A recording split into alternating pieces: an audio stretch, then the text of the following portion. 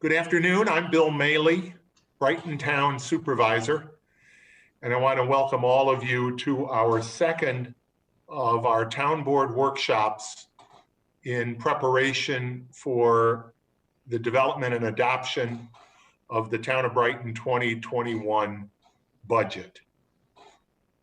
We are again holding this workshop by Zoom under executive order from the governor.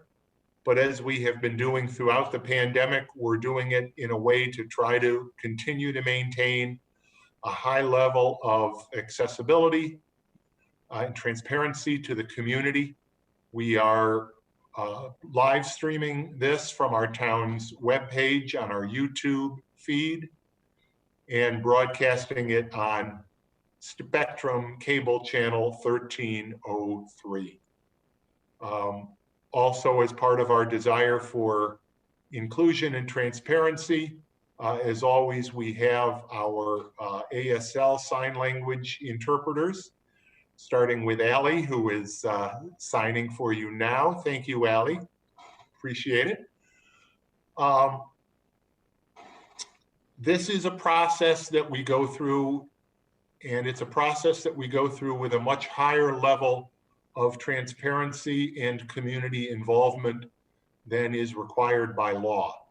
It's really a two-barreled process.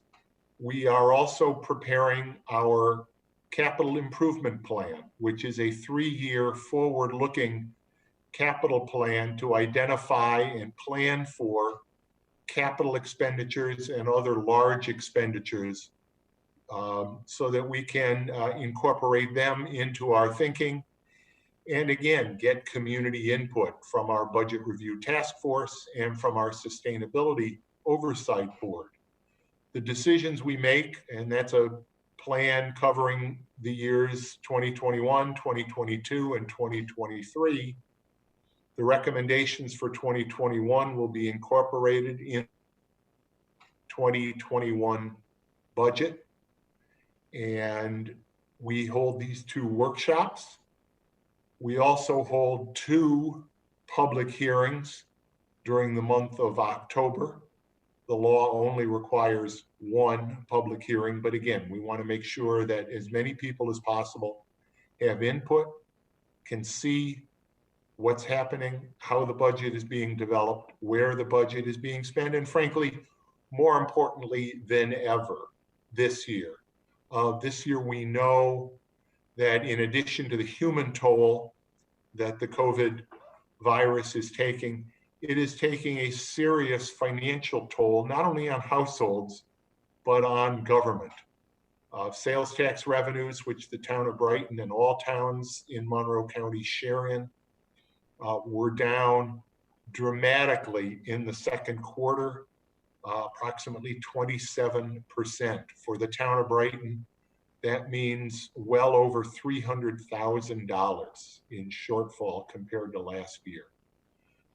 We've just got numbers for the month of July, which were again down by about 17% from last year. So we will face a continued revenue shortfall this year, and in all likelihood next year. At this point, we have no determination that's been made in Washington about any federal aid for states, local government, local school districts. We're hoping that negotiations will resume. The House has passed a bill. The Senate adjourned for the month of August without doing so, but we're hoping that there will be further negotiations and an opportunity really to explain why it's so important that local government, the government that is closest to the people, has adequate funding to do the services that are so important. And it's because those services are so important that we want to do these open public sessions. So without any further ado, I will start. And our agenda this afternoon begins with the Brighton Memorial Library. And I know we have our executive director, Jennifer Rees-Taggart. We have Linda Rapkin, who is from the Friends of the Brighton Memorial Library. We have Ruth Scott from the library board. Thank you, Ruth. Thank you, all of you, for all the work you do for our library that means so much to so many people. So Jennifer, take it away. Okay, thanks, Bill. I should also say we have Joan Swanicom. Oh, you okay? Oh, you know what? I'll All right. I guess what we'll do is kick into our PowerPoint right now, and introducing Linda Rapkin, my board press.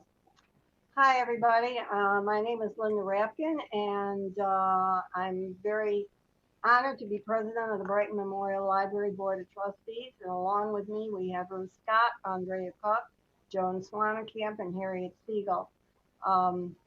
Through various means of technology, they're all plugged into this. The modern 21st century is very exciting to see how we can manage to get together. I'm delighted to see you, Bill, along with Christine, Jason, Christopher, and Robin. It's almost like talking to old friends by this time because I have reported this budget for several years in a row. And a special shout out to Jason because he is our library liaison and he is our link between our library board and the town board. And we're very grateful that we have Jason on our team. So, and a huge shout out to Jennifer, our fabulous executive director who has amazing skills. And among one of her amazing skills was preparing this visual document. The document that you do not see yet. Right. So let us see how amazing my skills can in fact be. I'm going to try to share the screen. Here we go. Okay. All right, let's bear with me. Unbelievable. Where are files? I don't know. But if I were doing this, it would have been in crayon with cutouts.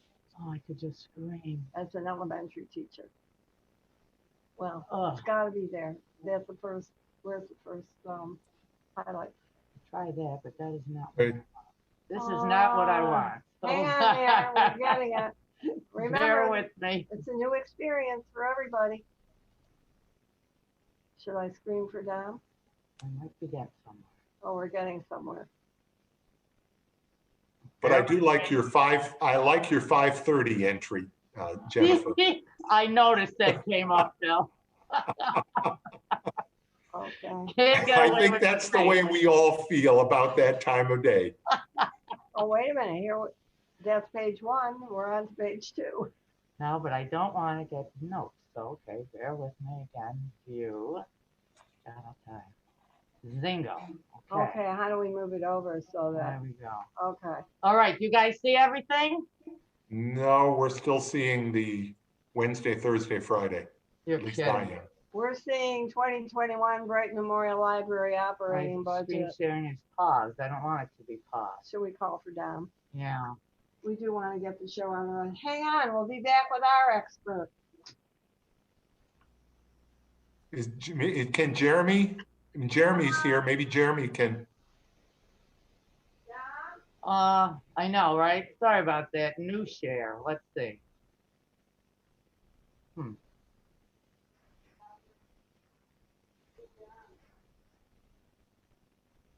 Can you see anything now? Yes. We're okay, Linda.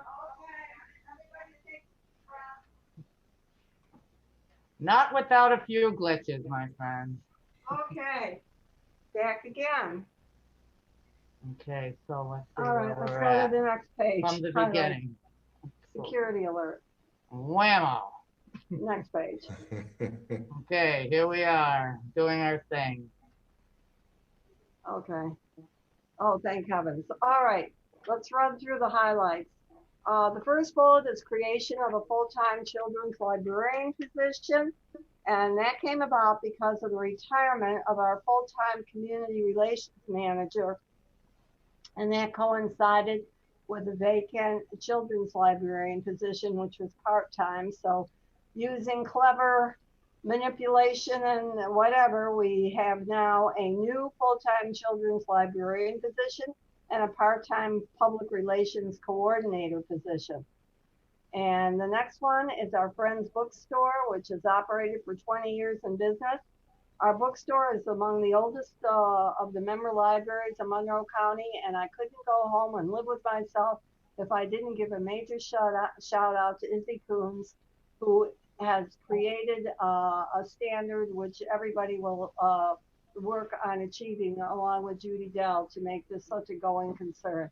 We have been blessed with so many wonderful, wonderful people who volunteer with their talents and skills. The third bullet is our programs running over 1,200 programs with close to 67,000 people attending. This is pretty good because we had 44 less programs because of COVID, with close to over 2,400 more participants. And this includes daily activities in the Discovery Room, which is staffed during the library's hours of operation. Then we go down to the server room ventilation project completed, thank heavens, so we didn't blow it up with the overproduction of heat. And that was funded by the New York State Bullet Aid. And then we go to our computer network recabling project is completed, and that was funded by E-Rate, the Federal Telecommunications Discount Program for schools and libraries. The total cost was over $67,500, but we paid only 15% of the total. So, entrance foyer, my very special, dear to my heart program, which no matter, even though I moved and have a new phone number, people found me to comment on it. How did they do these things? I don't know. Somebody's writing my phone number somewhere. It's been 20 years since the last significant upgrade, and it was badly in need of renovation. Funding came from a SAM grant of $65,000, with a balance subsidized by Friends of BML and the BML Gift Fund. It will be lovely when it's finished. I feel we should have a very grand ribbon cutting, and Bill can come and cut the ribbon with Jennifer. I'll be there. And you're all invited too. We'll provide cookies and cupcakes. All right, now we go on to the can light replacement project completed. So we use CIP funds to replace the broken can lights with LED ones. So that is definitely a major cost savings over time. Even I know about LED lights. Okay, moving on to the creation of the Parent Computer Center. This was really a very important installation. We have installed a countertop with 2 computers and an iPad outside the Discovery Room, along with a monitor marketing children's programs. This area allows parents/caregivers, so parents are caregivers too, but non-parent caregivers. They have space to work at the computer while their child is in close proximity of the Discovery Room. So it's really like getting a 2-for-1. The child is happily engaged, and the parents/caregivers are also engaged. And now we move on to the Children's Center upgrades are completed. And this was done by Bullet Aid. The longest, most visible wall in the Children's Center was painted in an accent color. Columns were painted bright accent colors. And this is my thing dear to my heart. A picture hanging system was installed to display children's artwork without ruining the wall surface. And it's so important for children to be able to come in and say, look, Mom, look, Dad, look, whomever, that's my work up there. It's a sense of pride that goes from your toes on up. And anything we do to make children feel complete, wanted, and happy is something that I think is so very important in this community. And last but not least is our exterior LED sign installation is completed. Thanks to funding provided by Friends, the large exterior sign is used to market library programs and services. To me, it is fabulous because people come up and they see what's going on, and it eliminates some phone calls, some confusion. They know what's happening. It's visible. I love it. I hope you do too. Okay, moving on. What we're doing in 2020. Okay. We continue to provide excellent library service during the pandemic, including virtual programming, curbside service, and computer access. Virtual programming are the 2 words that's the top of everybody's vocabulary list. Ours includes folktale storytelling videos, lapsed story times on Google Meet, weekly story time on FB Live, book bundles, as well as escape rooms and scavenger hunts for the kids. I think the parents that are homeschooling may need an escape room too. We may have to upgrade that. We'll talk about it. There are ACT and SAT practice exams and book discussions via Zoom for the teens with our online adult book discussion group. What to read next services and technology courses on YouTube for adults. We also participated in the annual New York State Summer Reading Program, offering multiple programs for all ages. And you know, you just can't stop with that. I have to take time to say what an amazing staff BML has under the direction of Jennifer. None of this happens overnight. A lot of these skills people had to jump on top of right away and create all these things that I mentioned. Every one of you sitting there on the town board should be extremely proud of the staff here at BML. It didn't just happen with a blink of an eye. And even though I like to give Jennifer a magic wand, I've already passed mine on to somebody else. Next thing is completion of the entrance foyer renovation. Oh, do you want to talk about Oh, I didn't say I could see. We have curbside service. 10 to, the library's open 10 to 5, and curbside service. Between January 1st and August 7th, we had over 3,800 appointments. Over 10 weeks, it's an average of 77 pickups per day and 13 an hour. I find that pretty amazing. We run a very smooth in and out organization. So if anybody else needs to know how to do things, they should look to BML because they've done it and done it well. And here we come to an absolute personal favorite as a forever elementary school teacher in the city school district, the introduction of the new Wonder Book collection. Hooray.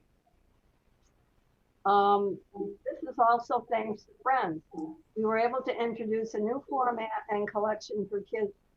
Wonder Books are print books with a ready-to-play audiobook inside. Kids can read the print book while the narrator reads the book out loud. And they listen over and over, and they turn the pages, and they get the idea what to start or stop. They look at the pictures. It's fabulous. It's a good introduction to reading. We also have a floor power outlet replacement to begin, and the floor outlets are on our list of capital projects. We're replacing 20-year-old recessed power floor outlet covers. The purpose of the covers is to keep out debris, dirt, and water from the voice, data, audio, and video ports that are recessed into the floor. The majority have broken metal borders and are missing side pieces, which are a serious safety tripping hazard. We're using CIP money for that, and think it will mean no lawsuits because somebody tripped and had a broken leg. I might also mention while we're here that we do foresee completing the entrance foyer renovation project in September. It started up this past Monday, the same time we started up our computer access. So right now our patrons are accessing the library through the Learning Center. But life is going on, and we're excited to complete that project so we can start with the next couple of projects. But they're a secret. We'll let you know later. All right, now our CIP request at $11,970 is the purchase and installation of 19 staff computers. We need to replace the computers, and no monitors or MS Office required. By the time of anticipated 2021 replacement, the staff computers will be over 6 years old and out of warranty. That kind of leaps out. Out of warranty means money if anything goes wrong. The computer replacement request to the town proactively addresses the anticipated breakdown and planned replacement of heavily used equipment by staff. Heavy usage does not allow for downtime, and ongoing repairs are costly. This upgrade is needed to provide necessary capacity, reliability, and serviceability to staff. And one of the things that the community, our patrons, appreciate about us is we're on it and on top of it. And we can't do that with equipment that's in a breakdown. My computer at home is always having character and personality dysfunctions, and I really appreciate warranty and being prepared. That's how we serve our patrons. Okay, our budget request of a negative 0.3% decrease. It's a result of the library's compliance with the town's request that our supply lines be decreased by 5% and no step increases in COLA. Our proposed budget will provide quality library service for the Brighton community, including maintenance of a strong library collection, recruitment, and retaining high caliber staff and ongoing facility maintenance.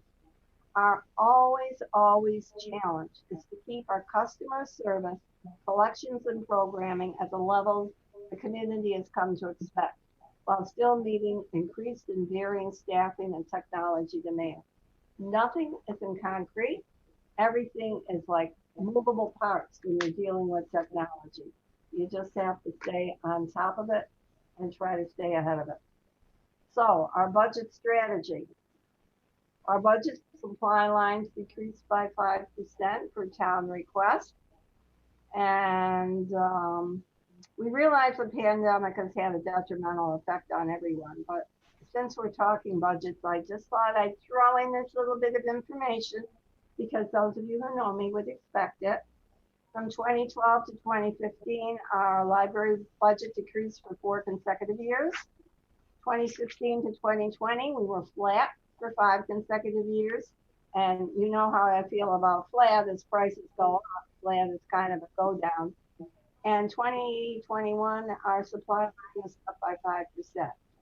So our budget was either cut or cut flat for the past 10 years, and we know flat, what that means in my vocabulary. The last time our material lines increased was in 2011. Well, let me tell you, I'm a true realist. I've served on many budget committees for my schools in the Union City School District, so you can only spend what you have. I'm a realist. No step increases or COLA. It's been a tough hit to staff morale in light of the hard work the staff has done to get the library open. We all appreciate what the staff is doing, has done, and will continue doing. And I certainly hope that when the economy strengthens and increases, that the town will be able to go back and work with the library on step increases or COLA. I view this as a temporary situation as we live in terrible COVID times, and you can't get blood out of a rock, and I don't expect to. I just want to put in a plug for the future, because if we don't have hope and optimism for the future, we're going to have a very difficult time getting through the present. So, new initiatives and formats. We've been fortunate in procuring New York State aid and an E-rate discounts, as well as funding support from our very generous and hardworking friends at the Memorial Library. I've worked with a lot of different groups in my professional life and in my volunteer life, and I think the Friends organization here is exemplary. We are so blessed that so many outstanding people in the community want to be involved and do a fantastic job. Without these funding sources, we could not provide the new initiatives, formats, and programs that we do. The pandemic, however, has hampered even the Friends' ability to fundraise, dramatically decreasing their revenues, which will decrease their ability to fund library programs, as well as decrease their annual campaign donation, which funds new library initiatives. It's amazing that our little world of BML, our wonderful town of Brighton, we are just a little part of the wider United States, which is all suffering from the results of COVID. We can only hope they come up with a vaccine soon and people use it, and people and jobs will be created. So critical. What are our patrons saying? They're saying, we miss you. Okay, I know you can't read that, so I'm going to read it to you. Things I miss most while New York State is on pause with a picture of BML. The text below it says, going to the library to browse the shelves and checking out a bag full of possibilities. It's a beautiful way of encompassing everything we missed about the library when it was closed. Why do people come to BML? Well, all sorts of reasons. First of all, I want to remind everybody that we're inclusive. We don't ask what your background is. We don't ask what your finances are. We don't ask anything about you. We greet you with a smile. That's our job. Make you feel warm and welcomed and help you. And we don't just serve Brighton. We're on a couple of bus lines and within walking distance of other communities from the city of Rochester to Henrietta, Pittsburgh, you name it. So we are more than just Brighton's library. And people come to get health information, apply for jobs, check out what we have in print, audio, or the downloadable books and DVDs so for education and entertainment. And if we don't have what you want, our fabulous, amazing staff will find it for you. BML has a strong family following and circulates the most children's material than any other public library in the county. Now you see why I'm so excited about Wonder Books. We're teaching little ones to read so they will grow up and be readers. We were also named the #1 favorite library by Rochester Mamas, a family-focused web page that focuses on what to do with your kids around Rochester. BML is a center for our people who love the library to meet. It provides a physical space for people to form long-lasting relationships. It's a place for people who are new to the area who come for a library card, learn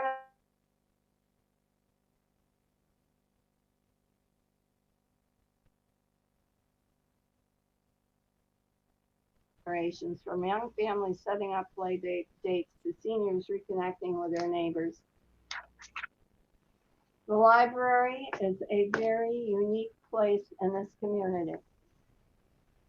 I hope that in the future, the library will be able to grow as so many of our neighboring towns have created newer and bigger libraries. It's not so much the size, it's what happens inside. But we have expanded as much as we can. And someday when the finances are better, and I hope I live to see it, which I probably won't, but it's another story, that we have a library that is more than a shining gem in this community, that it is a beacon. And along with this, a community center that will serve everybody from babies to bubbies, where we will develop a strong sense of community to reach out to each other and to help each other.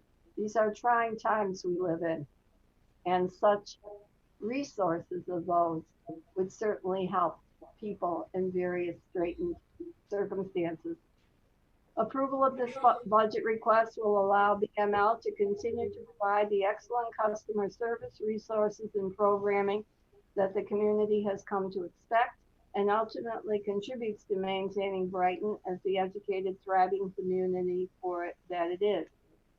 For me, my 10 years will be up in December. It's been an honor and a privilege to work with Jennifer, the varying people, all the different people on the Board of Trustees throughout the years who have each contributed so much special and specific knowledge to make, like clockwork, to make it hum, and we learn from each other. For the staff at BML who rises to all occasions, they are amazing men and women. Speaking for the library board, staff, and all of people who use our library, I want to thank each and every one of you for your support and your continuing support. We could not exist without you, and with you, we make Brighton an even better place to live. So I thank you for allowing me to give this budget report to you. And I wish you all well in this period of COVID scariness. Thank you. Thank you so much, Linda. Your passion and your enthusiasm for the library comes through every time you make a presentation. I think I may have referenced the Friends of the BML when I first introduced you, but obviously, yes, you are the chair of the Board of Trustees, and I appreciate that. And it's hard to believe, 10 years, but I know you will continue to be engaged with the library, whether or not you're in that formal title. And I absolutely will. Good, Count good. on it. Um, does anybody have any questions concerning the spreadsheet? And I think Paula is going to bring the spreadsheet up, and maybe, Paula, are you going to walk Yep. through highlights here? Yep, can you see it? It's up. Yep. Okay, good. So Linda touched on a lot of the changes that we made. Personal services is down a little bit. That's because of the resulting change in staff that we had budgeted in 20 that Linda kind of addressed at the beginning of her presentation. The reduction in the equipment is from the change in the CIP request. Supplies and expenses, they did follow the direction of the board and did cut that by 5%. We had a little decrease in commercial insurance. The debt service payment went down by $500 and the interest accordingly. But we did have a pretty good increase in the employee benefits. And that would be the retiree insurance, health insurance. We can slip down and take a look at that. The other big thing that happened is on the interest earnings. Of course, we talked about this at the last meeting, but we're projecting the interest to decrease, and the Fed set the rate at about 0.25%. So that's going to negatively impact those revenues, which does not help. So overall, we get to that 6,325 number, which is a 0.3% decrease. And sliding down on the contractuals, these are all the lines that the library was able to decrease. And the increases in the employee benefits, again, are coming from the increase in the medical and dental, an increase in the HSA contributions, more people taking the high deductible plan, and then the increase in retiree medical as well. Thank you, Paula. Any questions? I appreciate, I know those are a lot of red numbers there, and I appreciate you making those budget cuts to stay within the guidelines we've asked. Thank you. If there are no further questions, again, thanks to all of you from the library that are here today, and thank you for being there every day. We will go next to the town board, town supervisor, and town attorney. And that's a brief presentation. Paula, I believe you're going to make that. So, yep, I helped Bridget. We worked together for this budget. So on the supervisor's line, you do see a bit of an increase in the personal services. That's because of the way the increase is this year in 2020 for Bridget. It was a partial year. So that's her full salary budgeted in 21 with no increase. So that's just a timing thing. And you'll see that in some of the budgets. We reduced the equipment by $500. We were able to also decrease supplies by almost 5,300, and employee benefits did go up just a bit in the board, in the supervisor's budget. The board budget, I'll slip down here to 1010. We had a large increase that there's going to be a board member that will be jumping on insurance. So that increase is reflected there. And for the attorney budget, I planned no increase, no decrease. We can revisit some of the legal fees to see whether or not we can tweak those a bit. The biggest decrease in the supervisor's budget was the implementation of the diversity plan. We had a number in there from the previous year of 25,000. We've reduced that to 20,000. Once we get the initial plan finalized, we can tweak that number again to make sure that perhaps maybe that can go down again. And then the other changes are listed there. So that's it. Not a big budget, not a lot of room to go there, but we did our best. Thank you, Paula. Any questions or comments? Okay, thank you. Then we will go to the town clerk, which also incorporates the receiver of taxes, our election budget, and central services. Is, Oh, is are you Dan going to on? present that, or is Dan? I can. Is Dan here? I'm sorry, I've got a single, let me get my grid up. Oh, there we go. There you are. All I see is Paula, but that's okay. If you go up in the corner, there's a, looks like a little That's checkerboard. I know what I look like. That's fine. Okay. So as usual, my budget, there's not really much to talk about. Most everything on here is driven by other activities, stenographers, legal notices, etc. So this really is just kind of, it is what it is. Any questions? Actually, let me jump in there. Dan's being a little modest. We were able to reduce the personal services with the retirement of the deputy town clerk last year, right? 19. Yep. We didn't fill that position, but as you can see, Dan's kind of reimagined his department and added some.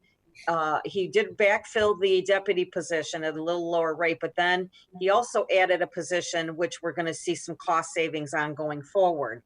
So as you can see across those 100s, there's a negative in there for everything. And actually, if we look at that, Dan's cut those salary lines by about 30,000 for those changes in staffing. But along with that, we've also seen some decreases in our benefits. Again, let's see, that comes out to almost $8,000. But that again is offset by a little bit of increases in the computer line. We're planning on replacing a computer there. And then we've got our print and copy charges are up a little bit. So all in all, I think overall that budget did go down 8%, and so I think Dan did a pretty good job. We did, if you look at the line here with the $20,000 decrease, don't anyone get excited about that, because that decrease follows the election for 21, and those expenses are reimbursed by Monroe County. So it's an even Steven kind of thing. Whatever we spend, we actually get back. So we're going to project a little less expense, project a little less revenues. Overall, it doesn't add or subtract from Dan's budget. And that's down because of the presidential cycle. Presidential year down to a local. Yeah. Yep. Correct.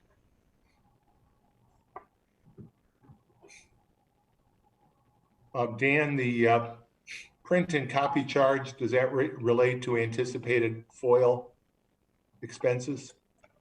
It's all part of it, but trying to remember. Yeah, isn't that, Dan, part of it was the copier lease and the charges, and I don't think we budgeted in 20 what it should have been budgeted. There was something that was missed, right? Yeah, that's a big part of that. Yeah, I think the increase is more of just a adjustment, again, with the department's point of just fixing the underestimated usage fees. Yes. So there's lease charges, and then there's use-based fees. Right. I think we had underestimated. I mean, people had used them more than we anticipated, so that's kind of in there. All right. Any other questions or comments that anybody has? Hearing none, then we will move. Thank you, Dan. We will go to the town historian and the Historic Preservation Commission.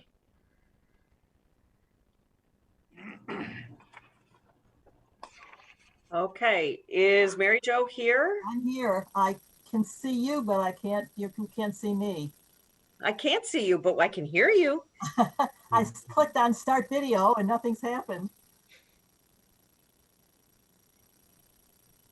So Mary Jo, can you see the spreadsheet? There you are. There you are. There you are. Yes, Hi. at last. Hi.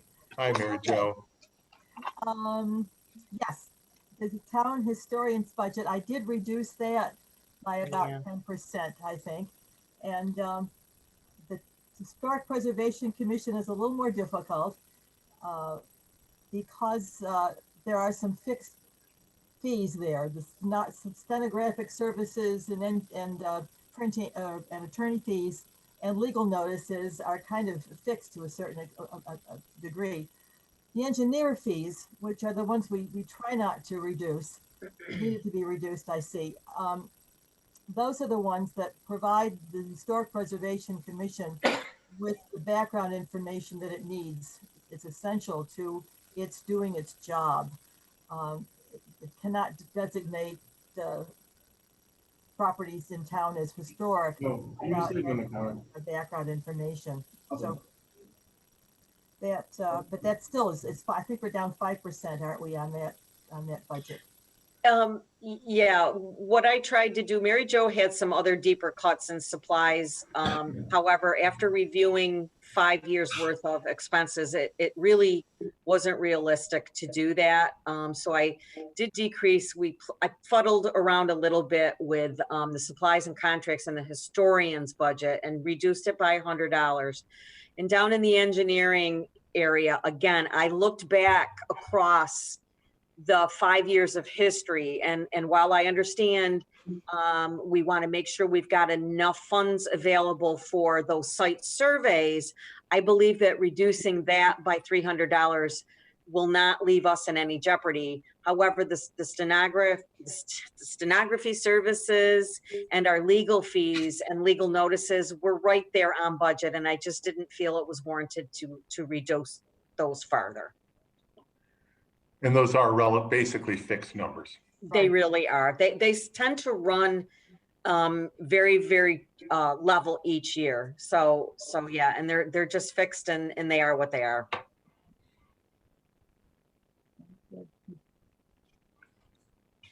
Good. Thank you, Mary Jo. You are such a resource to so many people. The answer to a lot of questions is talk to Mary Jo Lanfear. So thank you. Interesting questions these days. Thank you for being that person. Does anybody have any questions of Paula or of Mary Jo concerning the historian or Historic Preservation Commission budget? I should note that the Preservation Commission is celebrating 25 years this year of the Historic Preservation Law passed in June of 1995. Wow. Having drafted that law wearing a previous hat, that is hard to imagine. 25 years ago. Okay. Well, thank you again. And again, appreciate all you do. We'll go from there to our HR personnel department. There's Trisha. Hello, Trisha. Everybody. Hi. Trisha Van Putty, our HR director. I guess, Paula, you're going to do the overview. Take it away. Sure. So the personal services, there's no increase as per our orders. The supplies and contractual expenses, where we're able to decrease about $5,200, and the employee benefits went up. Medical and dental premiums are estimates for $950. And then where we found a little bit of the decrease was the attorney fees. I believe we went from 30,000 down to 25,000. And the membership and training we reduced by $250. And Tricia can address her reasoning for the decrease in the attorney fees. Yeah, so I mean, fairly straightforward. We, for 2021, past few years, we've been negotiating with our CSEA union. That was approved and ratified this year. So we won't have a need for those expenses. And it is just our police union that we'll be negotiating with. So I felt as though we could decrease that budget line. Thank you. Yeah. Yep. Any other questions that anyone has?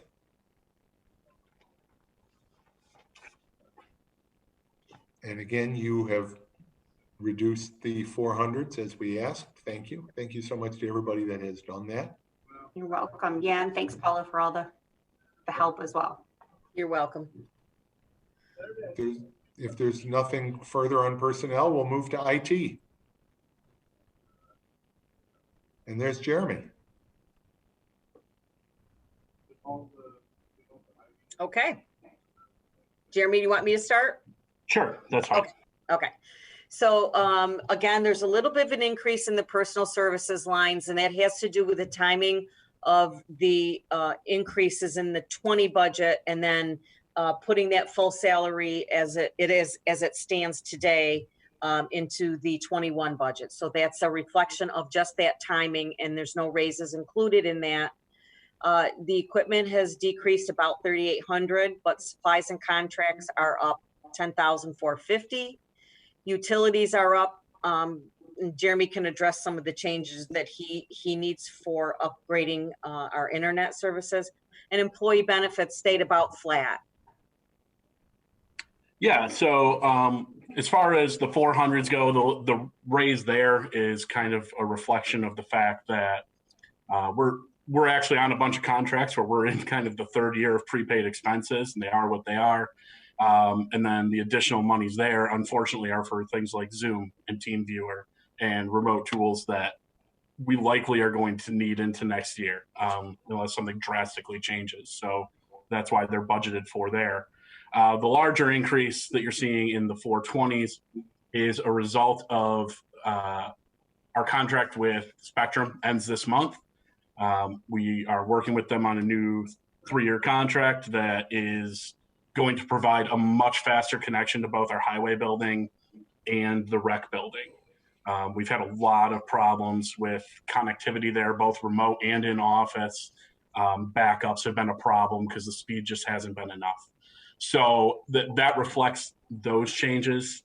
And, you know, part of that is actually offset by the fact that we're also moving to phone service with them that should save us $800 to $900 a month elsewhere. So some of that money is offset, just not here. So yeah, that's all I have.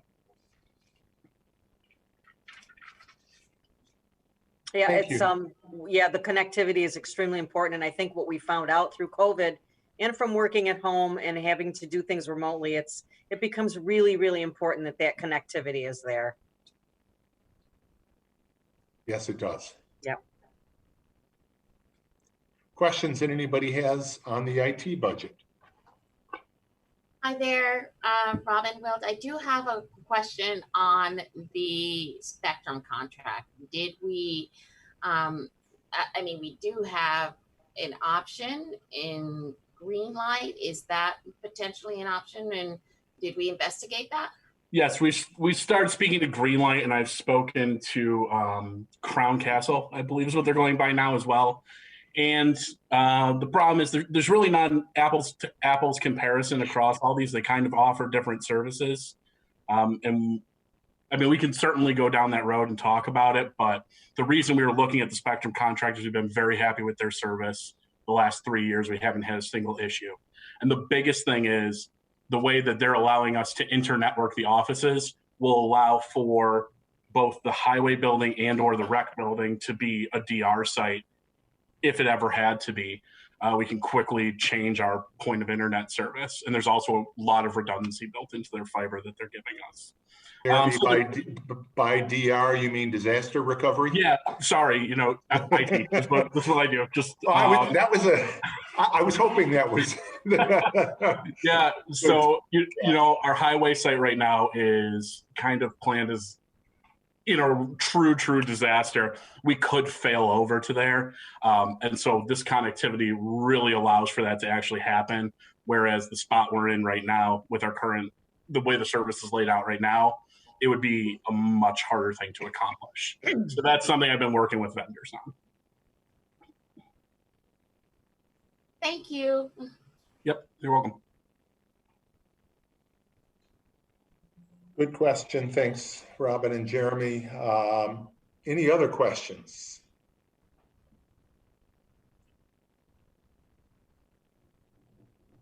Then I think we're good. Thank you. And next we'll go to the police department and animal control. I'm here. Good And I'm afternoon. guessing we're going to see Dave Cathaldi's Yeah. smiling face. Are we there? Yes, we are. Good. Paul, if you want to start out, or I can. Sure. Yep. Can I do can. 100s. Yep, where 100s have gone up a little bit. I suspect that's between different salaries and wages, overtime, things like that that were budgeted. I know that the contract, we really don't know what's going to happen. That contract is up at the end of the year, so we will be in negotiation. So the police department, JP helped put that number together. Our equipment is up by almost 40,000. But our supplies are down by 32,800. Commercial insurance, we had some good news on the commercial insurance. That was able to be reduced by $17,000. And employee benefits, of course, that kind of wiped everything out. And so that was up 63,000. We did have a loss in revenues. Stop DWI funds are projected at a little bit less, $10,000, and insurance recoveries is down, which it doesn't matter if hopefully we won't wreck any cars. We don't have any recoveries, but then we don't have to meet any deductibles either. And then the other is the reduction in body armor, but that's part of the expenses that will also go down because we won't have a large cash outlay for the amount of body armor that we bought this year, which I believe is about $45,000. So if you look at some of the changes, and I'm sure Chief will address these changes. And Chief, you might want to take over from here. Sure, I could talk a little bit about, the biggest increase in the 200 line is Sure. Obviously vehicles is about an 18% increase. Okay. I'm asking for 4 vehicles this year, and I went back and looked at some trending data. And what I found is every 3 years, normally on a good year, we'll order 3 vehicles. Every 3 years, we'll order that 4th vehicle, and we're in that cycle of the 3rd year. As you can see, I sent you the data earlier. We have 3 marked vehicles that currently right now today have over 100,000 miles on each one of those vehicles. And looking back in the past 6 years, we started out, the mileage topped out at 90,000. These vehicles each have now well over 100,000 miles. I have our CID fleet, which is our investigative fleet. There are 3 cars in that fleet now that are next year going to be a minimum of 10 years old. I have one as old as 13 years old. They're high mileage. All of these vehicles are recycled. It's not like we're taking vehicles and, just deadlining. They either get auctioned off or they get recycled down to our fleet or recycled and repurposed to another department, which we've done in the past. So, and obviously with COVID, we've hit a couple snags in the ordering of vehicles. So we're going to need to order vehicles next year at the end of next year to put into service in early 2022. And we have began ordering all hybrid vehicles. They're slightly more expensive than regular fuel vehicles. We're still evaluating the cost savings due to the fuel. Also in the 200 line, I'm asking for the replacement of our smart unit. That's about a $14,000 expense. I believe it was cut out of last year's budget. I'm willing to, for savings, maybe look at some alternative other than the smart unit. We might be able to stretch that another year or 2. Unfortunately, it's our smart unit is a 2001 piece of equipment. So that's 19 years old. It'll be 20 years old next year. And parts are becoming obsolete. We've had to replace the computer in it. So at any moment that could have a catastrophic failure that we'll need to replace. Also in the 200 lines, we need to upgrade our server system for our security cameras here in the building. We use our security cameras to capture anytime anybody's here in the building, whether that's a criminal defendant that's brought in through our Sally port. The cameras are pushing 6 years old. We've had some server failures. We have not lost any data on that yet. So I've talked to Jeremy in IT. I think that we can use some in-house services for savings. Holding cell toilet replacement. Believe it or not, our building's 30 years old, and I commonly joke that every 30 years we need to replace the toilets in our holding cells, whether they need it or not. Those are $8,000 a piece. They need to be in compliance with the Commission of Corrections. We took it out last year, so we're replacing those on a yearly basis. The parts are almost obsolete. Our building facilities has a very difficult time. We've had leaks, etc. And when that happens, we have to close a holding cell.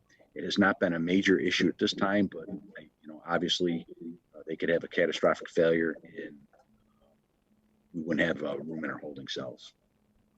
Another item that I'm asking for replacement is our AED replacement, the automated external defibrillators. That's going to be about $12,000. These AEDs are 5 years old. Currently, the pads, batteries are outdated in them. It's old technology. That's a program where we have actually saved lives with the AEDs. I would recommend not cutting that. It's a service that we provide. We have cars out in the field that can respond to medical emergencies on a moment's notice. And if we don't replace those, it's a service we won't be able to provide moving forward. Vest replacement. We replaced all of our vests last year. This year, we have many fewer that we're going to be, or a lot fewer that we're replacing. Maybe about 5 a year and just a few for our part-time officers. Our 200s. One other item in there is I've asked for $5,000 for some building improvements, such things as toilet replacement, faucet replacement in our locker room areas, countertops in our evidence processing room area. We need to keep that as a sterile environment. It's peeling laminate. So I'm asking for $5,000. It's just, again, we have a 30-year-old building, believe it or not. And it's time for those upgrades. The 400s, we were able to cut 10%, meeting and exceeding the supervisor's request. Most of that decrease is going to come from a potential savings in our body camera contract. It's still an unknown at this point, but I'm shooting for a $50,000 placeholder for that, which is about a $15,000 decrease from last year. The other decrease is going to be from gas prices, and the couple of increasing items that we're going to have in there is our dry cleaning for our officers, which is a contractual item. We lost our vendor this year due to COVID-19, and I don't know if our vendor is going to come back for 2021. It doesn't look like it's going to. Also in the 400s, our training line, we've added a little bit of money for training, only because I don't know at this time what reinventing or reimagining police, what that's going to look like, the mandate from the governor. I don't know if I'm going to need to have additional training for staff or not. So that's it in a nutshell. If anybody has any questions, I'd be more than happy to answer. Or if I missed something. Dave, how many toilets are being replaced? Just one. So if I have the numbers correct, I think there are 5 on one side and 3 on the other on the female cell. So we're replacing one a year. Last year, that money was taken out of the budget. And this year, we've actually had a problem as well. And it sounds silly due to COVID and some other issues to make sure that we have a compliant, it's a combination toilet and drinking fountain and holding cell. We just can't risk. I mean, Gary can't find the parts anymore for it. Yeah. And it's just one of those items. If I don't have a drinking fountain and a toilet in the holding cell, I can't use that holding cell. The Commission of Corrections will decertify it. Right. And they are expensive. I know it's the $20,000 hammers that they buy in the military. We're spending $8,000 on a toilet, but it has to be compliant with the Commission of Corrections. And it's something I can't escape. Understand. And in terms of the patrol vehicles, you're proposing to replace numbers 770, 773, 774, and 784. Is that correct? if you read those numbers again, I could tell you. So what we've been doing, and as you know, 6 years ago when I was in charge of the fleet, we deadlined our vehicles at 90,000 miles. And we've moved that mileage up to 100,000. Newer technology in the vehicles, we've been able to stretch them a little bit longer. Today, right now, as I say, you can see the mileage on the vehicles. I have almost 103,000, 108,000, 105,000 on these vehicles. So what we do is on the marked fleet, anytime we cycle these vehicles out, we'll either send them to another department to further utilize these vehicles, or we'll roll them down to our administrative fleet. So rather than, I could probably stretch out and tell you the exact numbers, but we look at mileage and we look at years. Our frontline vehicles in the police fleet, they get a lot of idling hours on them. The idling hours are probably more harmful to the vehicles than actual mileage. So we're hoping by getting these hybrid vehicles, because the motor actually shuts off for the idling, that we'll be able to stretch it out further in the years to come. And my goal is only buy hybrid vehicles. Yeah, and that's the number is going to be decided by the mileage.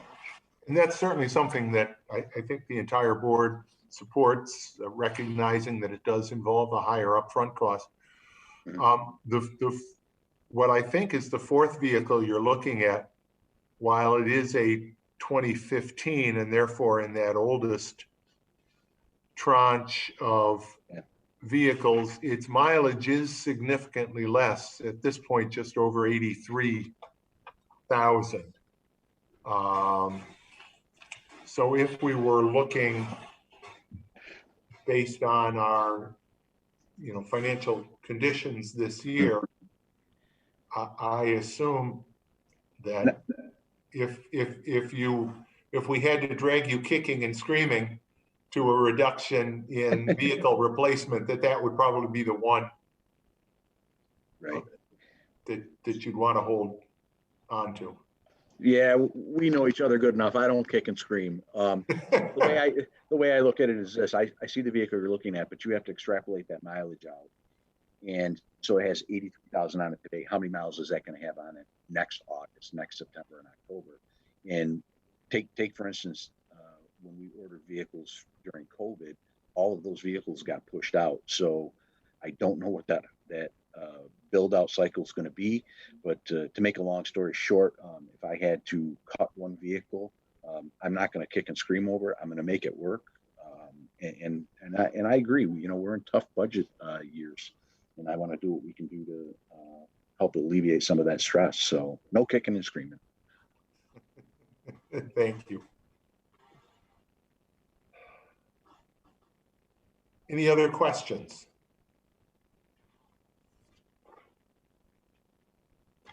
Well, if not, then thank you, Chief. I appreciate the presentation and your work, and I know your staff that work with you to put the presentation together. Yep, I think we had a pretty good team. JP, Paula, and Suzanne all worked together and got the numbers. As you know, it's my first year presenting the budget, and it's definitely unprecedented time. So, thank you. Thank you. Then we will go to the Recreation Department. And Becky Cotter. There she is. Hello. Hi, Becky. Hi there. We're here. Okay. So Becky did a really good job with her budget, considering we don't really know anything about what programming is going to be in 21. So we've kept the personal services line, as you can see, essentially flat. Little bit of an increase for a piece of additional equipment for $300. Supplies and contractual expenses are down a little over $10,000, almost $11,000. We did have an increase in the utility expense based on history, slight reduction in insurance, and a reduction of employee benefits, offset by a reduction in estimated fees for the senior program. And Becky, I can go through each one of the programs. How would you want to do this? Whatever is the pleasure of the board is fine. I think the biggest one that I wanted to mention a few notes on was the senior program, because that one right now is kind of our biggest influx program that we're dealing with, and just really trying to, because of COVID and everything that's gone on and not being able to offer senior programming, really kind of rising to the occasion of what the needs are at this point with the seniors. And we're really finding that the need right now is for food, providing food and meals for them. So Emily, our senior coordinator, has been working tirelessly to stay connected with our seniors in the community, and really getting creative. And we're partnering with another town locally to do some grab and go meals on Wednesdays weekly. But we're really looking at broadening our footprint in that area for the long term. This is sort of a short-term Band-Aid because this was the best we could get involved with right now. Where we will be looking to growing that program into a partnership with Monroe County Office for the Aging.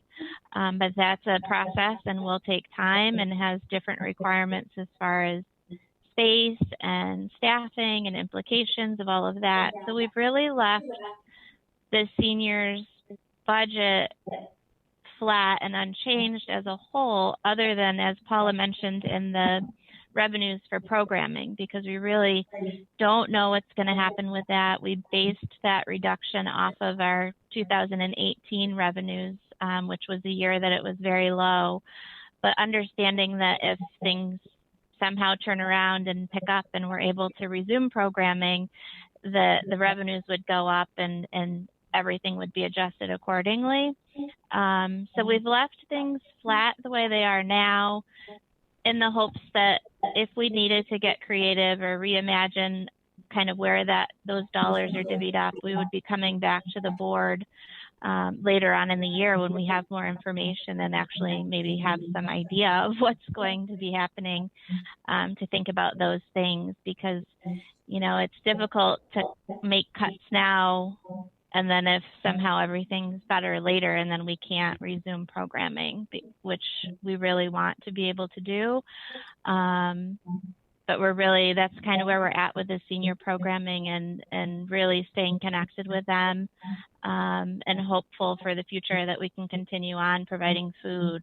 The grab and go meal program, just for point of reference, I think this may be the 4th week. We started out with 20 people coming through and we're up to 50, and those are Brighton residents. And every week we're getting more and more interest from the community, and we haven't really broadly been advertising it. So we do have limitations because we're partnering with another location, that we really can't open the floodgates and open the doors because they have a capacity that they can't exceed. But we're really trying to do the best we can for our seniors in the community and be available for them. Thanks, Becky. You know, I've certainly seen it. I was on the call yesterday with you and Emily and the senior lunch bunch. And I know you and she have worked to stay connected with them. You've been creative in trying to roll out, whether it's video, remote programming, or even a few live programs, and you're going to continue to find your way. And that's a challenge. And your department, as much as almost any department, really is the level of uncertainty caused by COVID is very high. But I appreciate all that all of you have done in navigating through it with so many different programs that, as much as possible, you're trying to engage the community with. It's been a challenge, but we just try to adjust as best we can. You know, shifting gears last week, even for our after school program that we're trying to get set up as long as schools are open. Got the news that the KY RAP program over here was canceled for the year. So trying to fill that gap and what can we do with our program and find staff. It's just many challenges, but we're really, you know, obviously committed to the community and to doing what we can as best we can and as safely as possible. So that's our goals and what we've been working towards.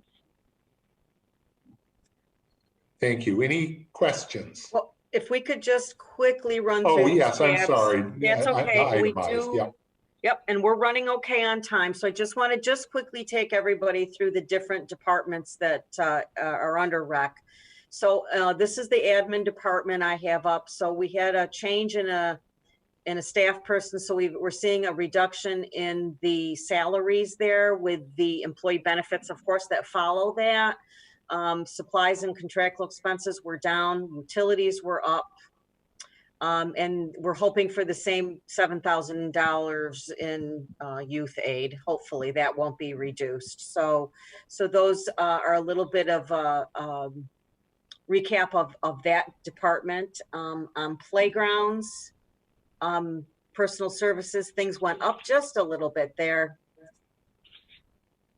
So the net cost on that is up, it's up $3,000, even though I know that whopping percent looks giant. Really, it's only $3,000.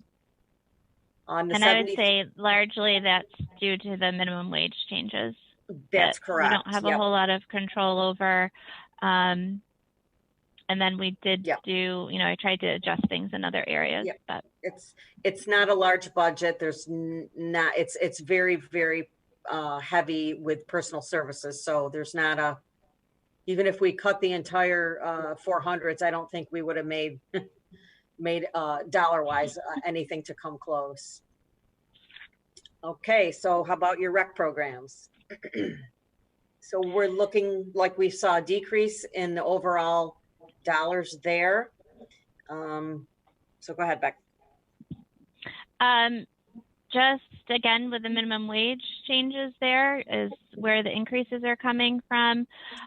We did do a reduction in the program instructor fees. We're really, again, trying to do more internally. And if staff are able to teach some programs and not have to contract that out, and whatever level we're able to, we're going to be, you know, exploring that more as an option, keeping people active and engaged. So that would be the reason for the revenues staying flat and that contractual services going down. But again, as Paula says, those all go hand in hand. So if we don't have a lot of people registering for classes, our expenses on that side go down as well. So it really is a large guessing game and what people will come out for. We're planning to continue having online and then hopeful returning to some in-person programming. But so far people have been receptive to what we're able to do, and we're hopeful that that'll continue on a upward swing and get more people in here as appropriate and following all health and safety guidelines, of course. But I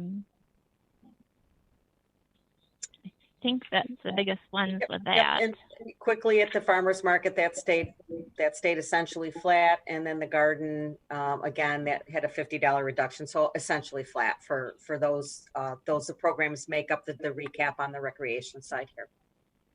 Okay. Thank you. Questions or comments on any of those?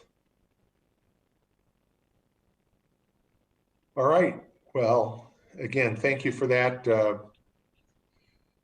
important programs. And I know you've seen a big decrease in revenues this year because of the shutdowns, and hopefully, conditions will permit that you can offer something closer next year to the level of programming you've been able to. I will tell you, we got in a little summer camp program, and we were just glad to be able to serve those people who needed it most. We had about 23 kids in 2 separate groups over here that remained static, the same kids for the whole summer, same staff. increased cleaning, increased the hours of the program, and nothing but good feedback from those families who were able to participate. So we take the small wins, even though that's a big win, but we'll take it. It is a big win. Yeah, it is a big win, and knock Small on in wood, numbers, but it meant a lot to those 23 or so families, and particularly that it certainly appears as though, knock on wood, it was done without any, any health problem. yes. Anything more? Any questions? Thank you, then, Becky, and we will move on to our town courts, town justices.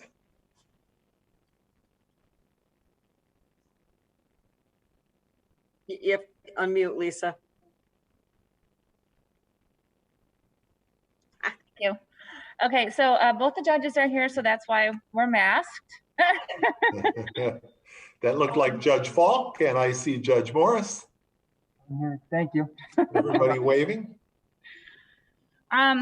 So our budget, we really tried, obviously, crazy times. This is very unfortunate. And obviously we know there's no way we're going to be able to recoup even close to what we're losing. I think I want to start out first by saying thank you for keeping us paid during all of this. We are very grateful for that. But going forward, we were able to keep everything pretty much the same next year, make some cuts as far as our expenses. The only issue I think really obviously is our revenue, trying to recoup where we're short this year.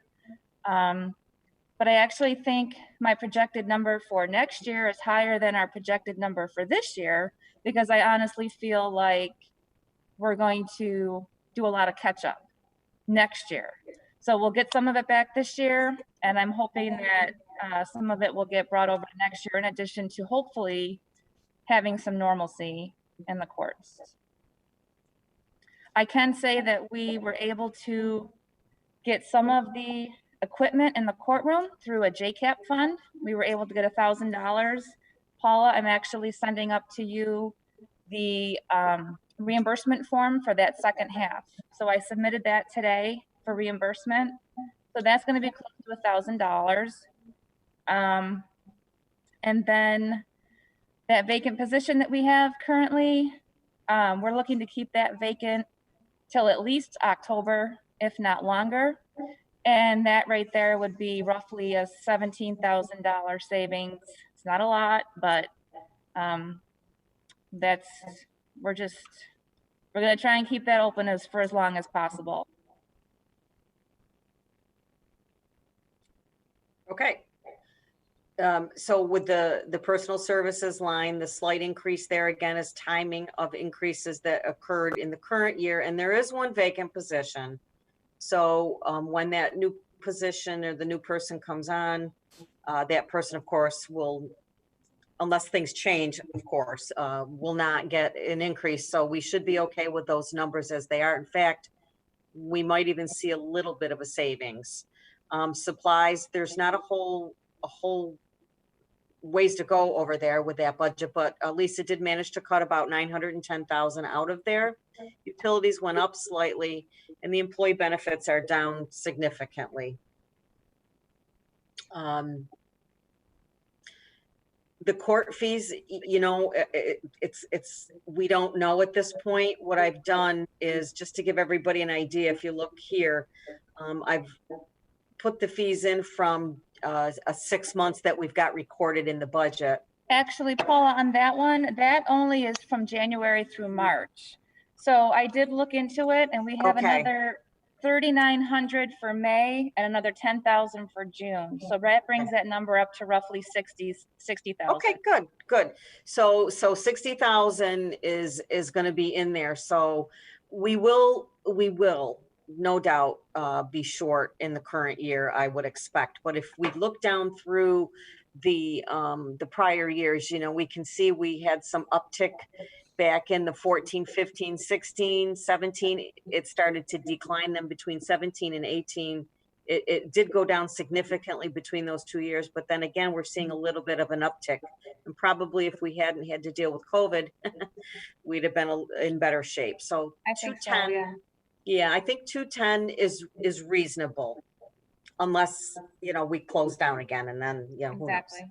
So, Right. so yeah, I believe that's a reasonable number. Okay. Lisa, the dockets for the judges, how close are they to getting back to full level, or maybe they're above it because of the catch up that's already underway? They're actually, we're having longer days, Yes. but I don't think our numbers are any higher at this point because we are still limited to the number of people that we can have in the courtroom.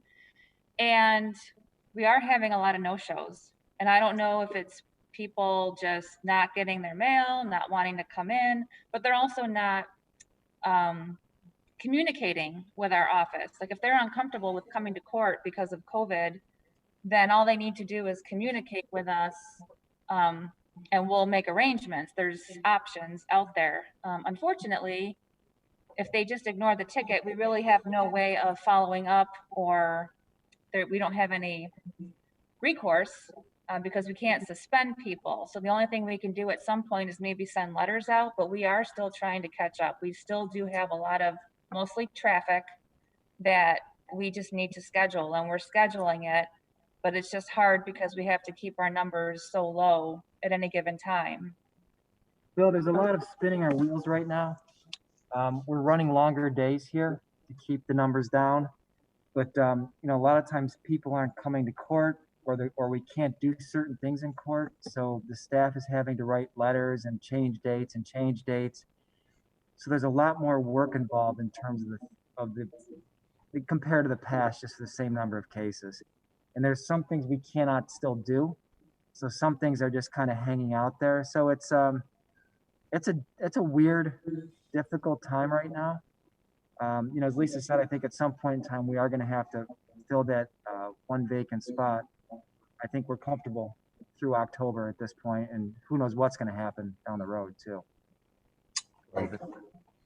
I would also add the reason why there are things that we can't do is because of OCA, the Office of Court Administration, the state agency that oversees us. And they dictate what we can and cannot do. And their dictates are related to limiting the number of people that come to court. So there are numerous proceedings that are not happening yet, which bears on our ability to get by at this point without that fifth person.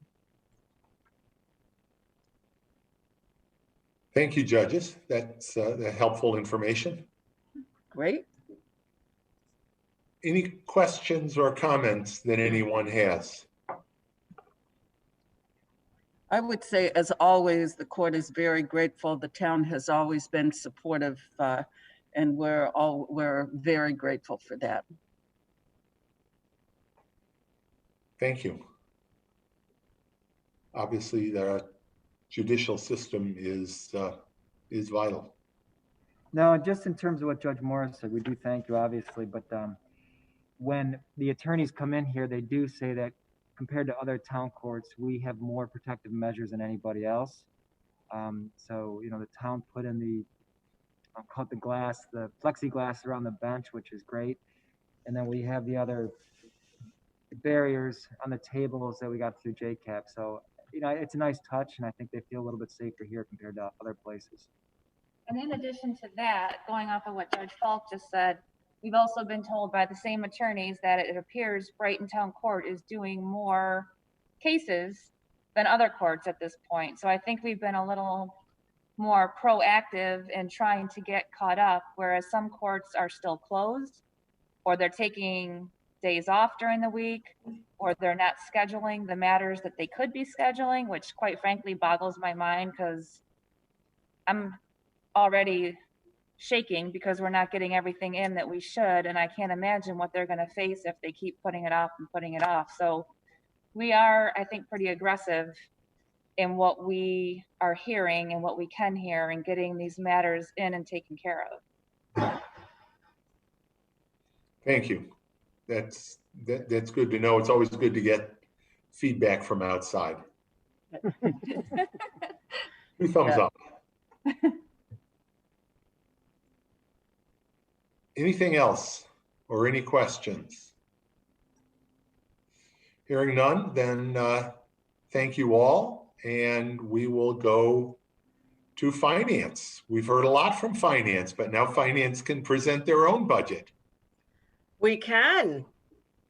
And it's Susanna, I think she's going to come on, but she's going to let me do this. So, yeah, we failed miserably. I just want you to know we in finance failed miserably about cutting supplies. We did not meet the 5%. You know, we went up, so we failed, but let me explain why. Our salaries are reflecting the same timing increase for a salary increase is given in 2020. So that's not an increase. That's just a timing thing. Employee benefits are up a bit due to mostly health insurance increases and a little teeny tiny bit of FICA. But the biggest thing in our 400 line that we have in there is upgrade to our payroll through paychecks. We're looking at adding an HR module that would encompass doing open enrollment for our active employees and onboarding for new employees. And the $35,000 is high. We do have to go back and relook at that number.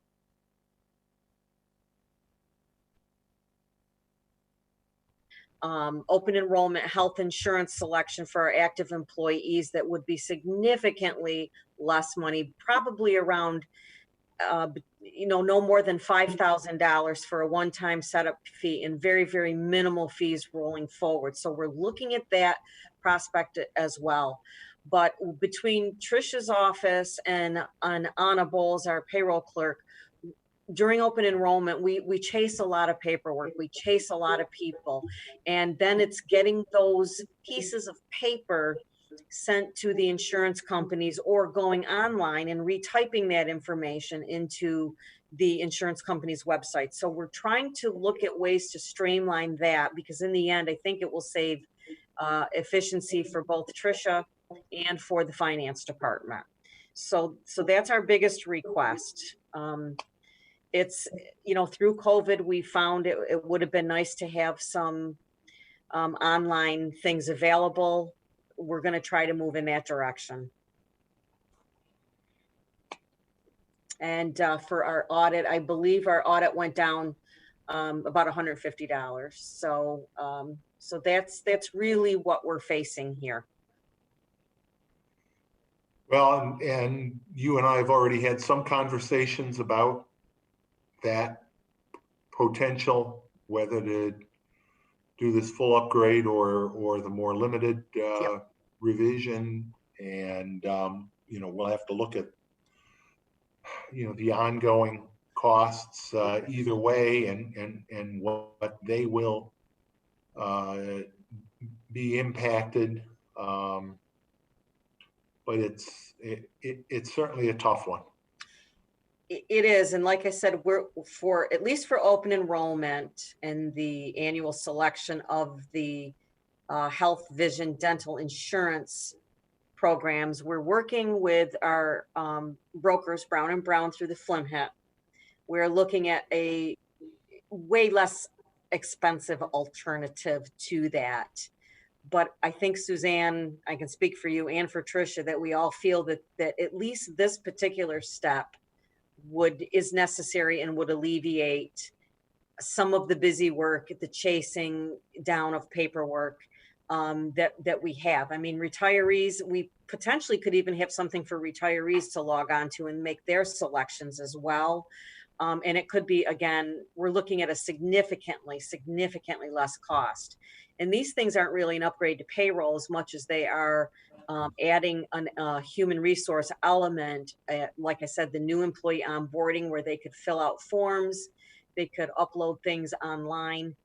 that too, I think Suzanne and I, and probably Tricia would agree, since the new hires are, in numbers are significantly less, that the health insurance enrollment is really, I think, what our focus might be, at least for the next year. And then we can slowly look at other things going down the road.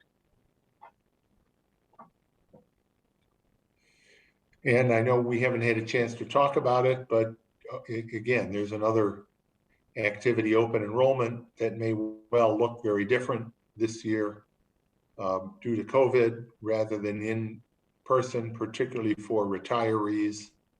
I always look forward to the day traditionally when you do open enrollment for retirees. It's so good to see so many people that worked so hard for the town for so many years.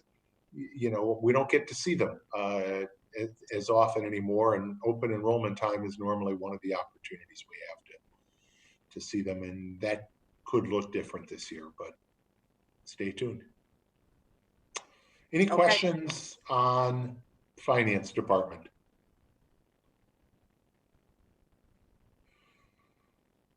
Okay, we are right on time, even a couple minutes ahead of time. So we'll go then next to the Cable Commission. Yeah, I did email with Steve today.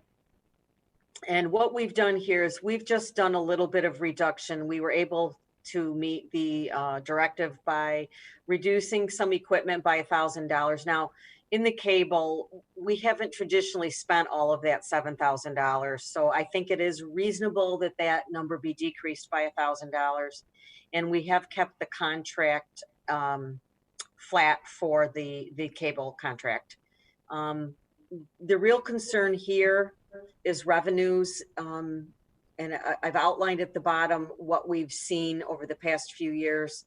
And there's been some flexibility in these revenues, but the last couple of years, we're seeing those revenues decrease. In the current year, we've brought in 440,000, 20,000 less than in 2019. So therefore, I'm looking at those trends, and I've decreased the revenues by $25,000. I don't believe we will see the level that we've seen the last few years. So the 2020 number, which is described as an actual, is that really based on 2019 cable revenues? What we had budgeted in 2020 was 460,000. You can see here. But we only brought in 440,000. That's all. But we're obviously still in 2020. That's based on revenues, cable revenues generated during cable service during 2019.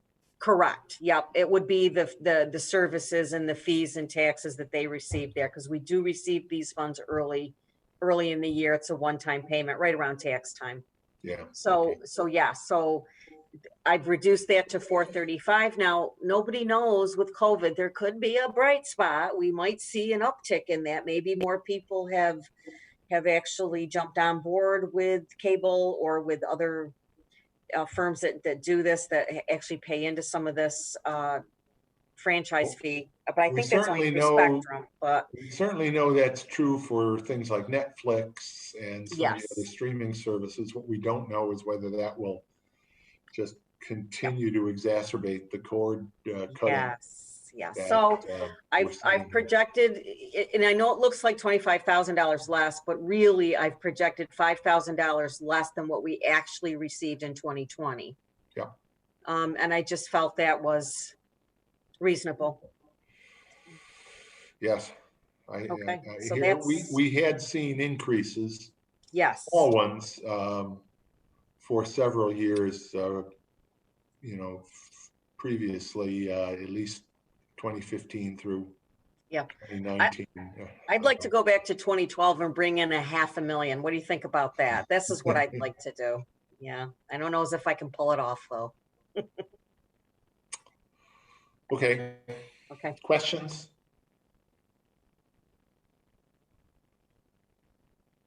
Yeah, this is one where we have very, very little control.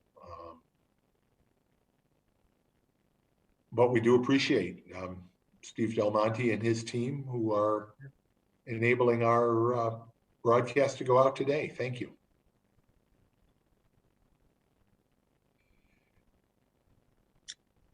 And that actually is the last departmental presentation. Does anybody have any questions either on any of the presentations we've already heard or any global questions concerning the budget overall or the process? No, I think it's good. Well, not good. I don't. I was gonna say, It's going to be good for what it challenging. is. It's going to be very challenging. I continue to have conversations trying to assess the status of state aid. Remember, we're looking at the potential for reductions in state aid this year. And also, again, obviously the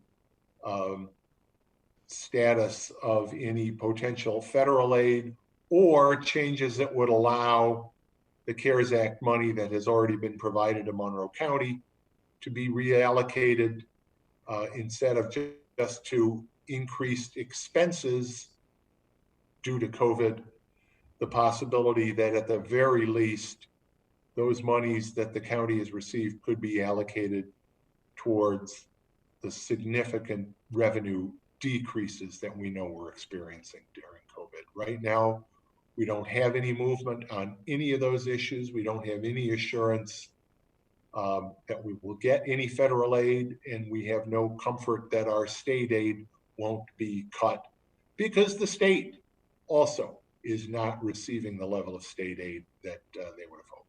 So it's a very difficult position we're in. Normally at this point in the year, we've got a very good idea of what the current year is going to look like. Right now, we know it's down very significantly. What we don't know is whether any of that third party state or federal aid will help us or even hurt us more. And as we get more information, I'll be sharing it not only with the board and with senior staff, particularly finance, but also with the community. We want the community to know as part of our commitment to transparency in this budget development process. I just wanted to comment and thank Paula as the finance director for working with all of our department heads to develop the benchmarking, the 5-year look back benchmarking, because in this year of utter uncertainty, I don't think that we could have made it through the budget process without some sort of guide. Again, that was very helpful from the standpoint of a board member to try to get a handle on projected figures. So thank you so much for developing that formula. It was very helpful. You're welcome. And the real work starts now. So this is an idea of our directors and what they need for programs and what they'd actually like. So now the real work starts, working with them even closer now to find more reductions should we have to move in that direction. So yeah, so we'll be back. We'll be doing more of this.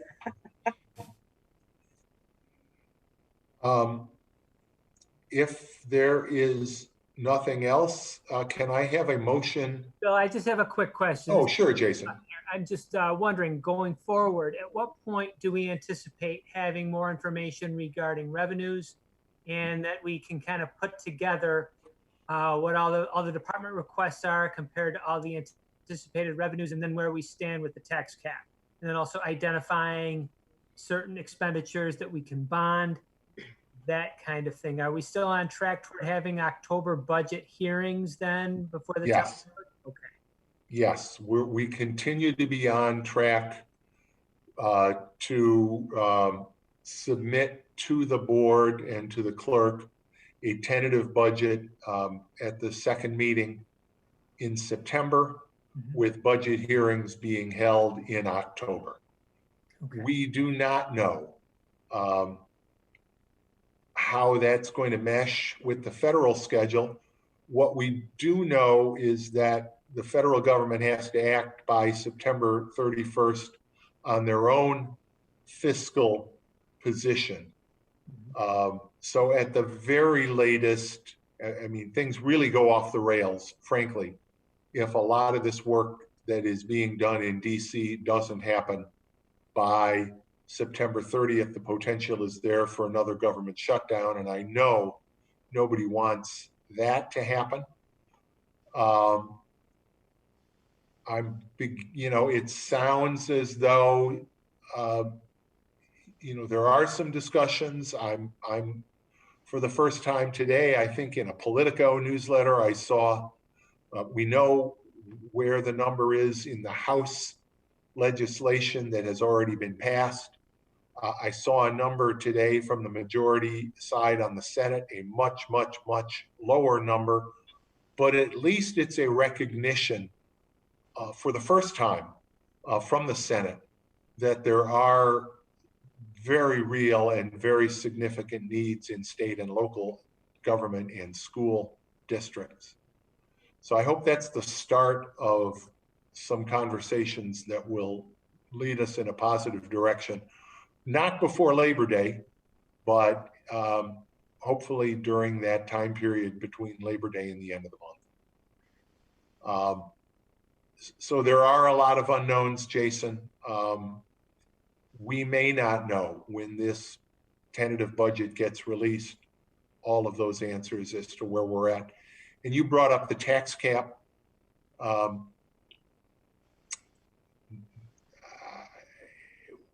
Normally I would give my usual speech about how challenging it's going to be to deal with the tax cap this year. I don't even know where to begin. So our ability to meet the tax cap really is going to be clearly dependent on factors beyond our control, namely the status of state and federal aid. I just don't want to give any sugarcoating to say, oh yeah, we're going to figure out a way to do it, because if those federal and state programs do not come in as we would hope they would,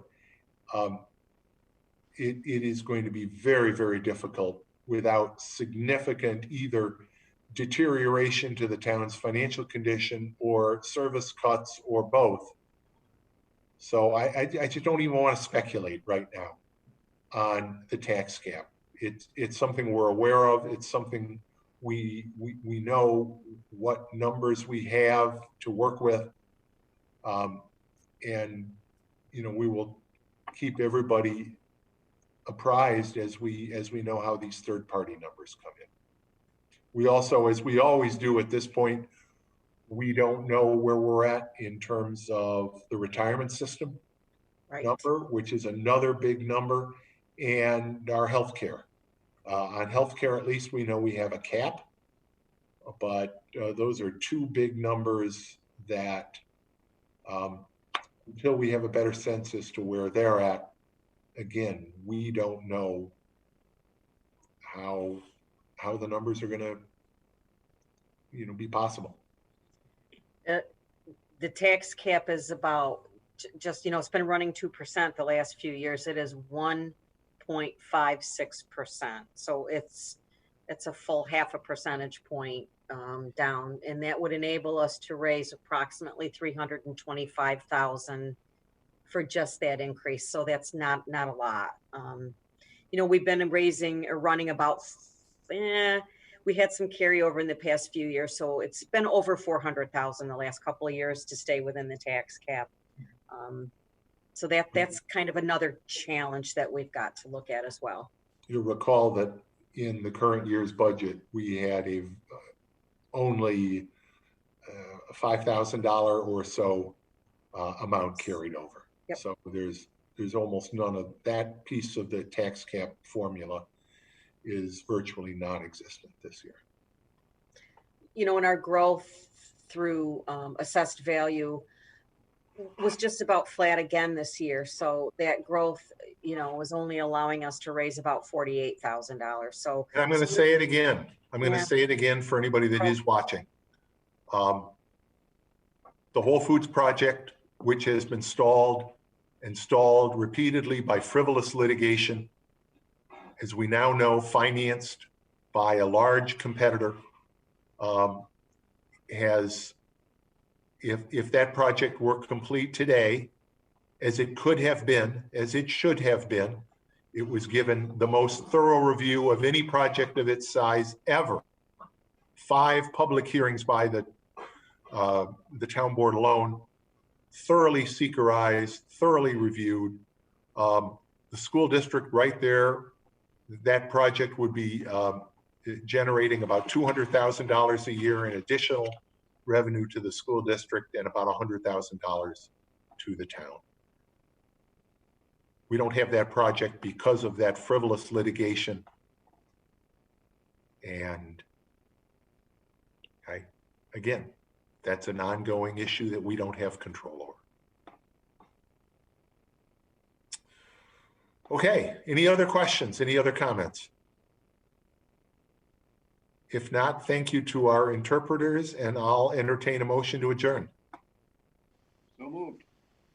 Second. Chris Werner and seconded by Jason DePonzio. Dan, can you please call the roll? Councilmember DePonzio, Aye. Councilmember Werner, Aye. Councilmember Wilt, Aye. Councilmember Corrado, Aye. Supervisor Mealy. Aye, thank you. And our next board meeting will be our regular board meeting a week from tonight, August 26th at 7 p.m. again, held on Zoom, live streamed through our YouTube channel and broadcast on Spectrum Cable Access Channel 1303. Thank you, everybody, and have a great evening. Thanks, everybody, for your work.